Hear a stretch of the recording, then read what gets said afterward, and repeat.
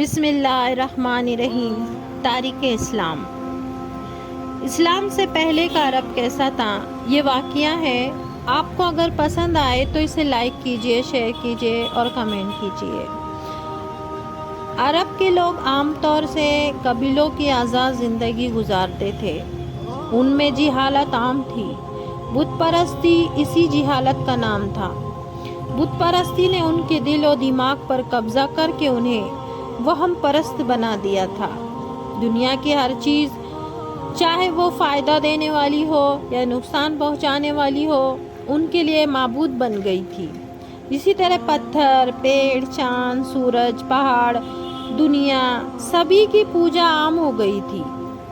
عربوں نے فرشتوں، روحوں اور غیر محسوس طاقتوں کے بت بنانے کے علاوہ اپنے بزرگوں کے بت بھی گڑھ لیے تھے، جن کی وہ پوجا کرتے تھے۔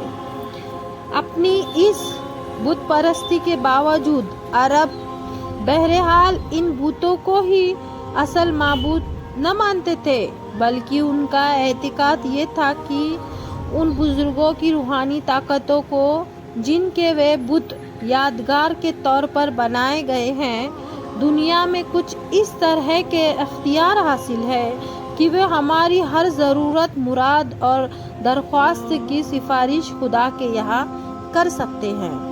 اور مرنے کے بعد کی زندگی کے بارے میں ان کا خیال یہ تھا کہ ان کی روحانی طاقتیں خدا کے ان کے گناہوں کو معاف کرائیں گی۔ مذہب کے بگاڑ اور عقیدوں کی خرابی کے ساتھ ساتھ آپس میں لڑائی ان کے یہاں عام تھی۔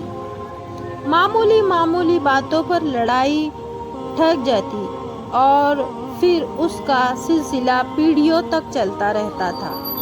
جوا کھیلنا، شراب پینا اتنا عام تھا کہ شاید ہی کوئی قوم اس معاملے میں ان کا مقابلہ کر سکتی تھی۔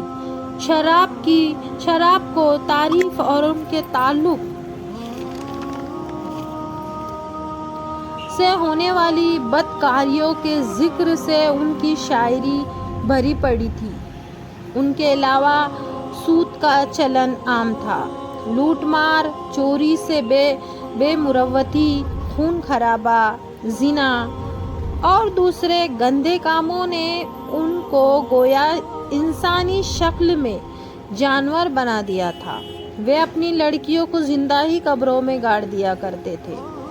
بے شرمی اور بے حیائی کا یہ حال تھا کہ مرد اور عورتیں ننگی ہو کر خانہ کعبہ کا طواف کرتے تھے اور اسے ایک مذہبی کام سمجھتے تھے۔ گرج مذہب، عقیدہ، اخلاق، رہن سہن، سماج وغیرہ ہر اعتبار سے عرب پرستی کی انتہا کو پہنچ چکے تھے۔ دنیا کی حالات۔ اسلام سے پہلے عرب کی کیوں پوری دنیا اس برائیوں کا شکار تھی جن کے شکار عرب خود تھے۔ ایران اور روس اس وقت کی سب سے بڑی طاقتیں تھیں۔ روس میں عیسائی دھرم کے ماننے والے زیادہ تھے، لیکن عقیدے کے لحاظ سے وہ اپنے اصل مذہب کے بہت دور جا چکے تھے۔